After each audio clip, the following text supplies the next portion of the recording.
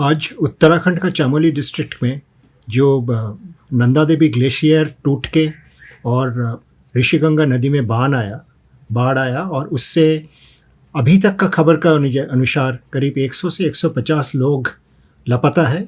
उनको मरने का आशंका किया जा रहा है। ये जो खतरा हिमालय का ऊपर छेड़छाड़ करना, ये दोनों चीज़ में हम देखते हैं हिमालय में इस ढंग का दुर्घटना बढ़ते जा रहा है।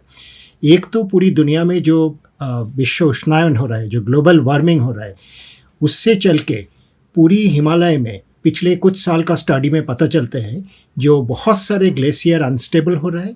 बर्फ़ का जो कवरिंग है, बर्फ़ का जो ज़मीन का ऊपर ढका हुआ है, वो बहुत जगह में कम हो गया है और उससे चलते कभी भी बाढ़ आना और कभी भी बड़ा आपदा आना, ये एक आम बात होते जा रहा है धीरे धीरे। और ये भी हमें देखना पड़ेगा, ये दुनिया भर में जो हम देखते हैं, जितनी हमारा निचले हिस्से में, भारत का निचले हिस्से में जो तापमान बढ़ रहा है, उससे हिमालय क्षेत्र में तापमान ज़्यादा तेज़ी से बढ़ रहा है।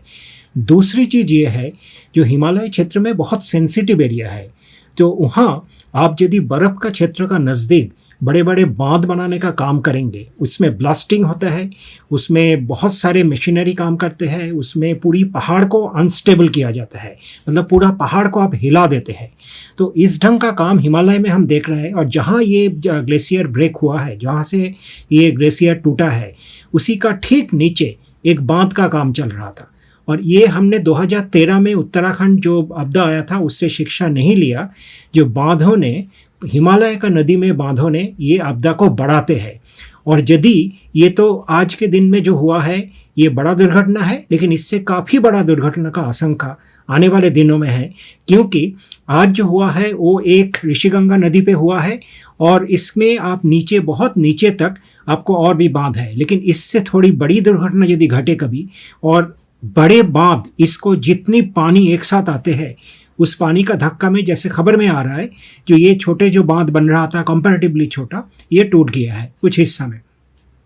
इसी नदी का यदि बांध बनने के बाद ऐसे दुर्घटना पूरा होते हैं तो वो बांध टूटेगा और उसी के पूरा पानी के साथ, एक्स्ट्रा पानी के साथ नीचे बड़े बांध को जब धक्का मारेगा तब उसको टूटने का भी आशंका बना रहते हैं।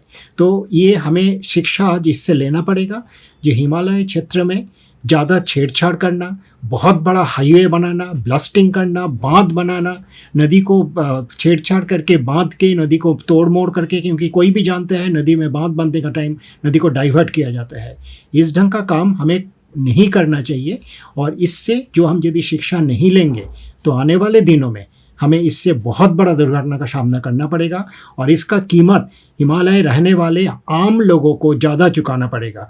और यदि इससे बड़ा दुर्घटना घटे तो नीचे हरिद्वार, ऋषिकेश तक के बड़ा शहर में भी ये दुर्घटना बहुत बड़ा रूप ले सकते हैं। इसीलिए अभी इसमें हमें सबक लेना चाहिए और ये जो हिमालय के साथ छेड़छाड़ करना, ये बिल्कुल बंद करना चाहिए। सब्सक्राइब करें पर्यावरण पोस्ट।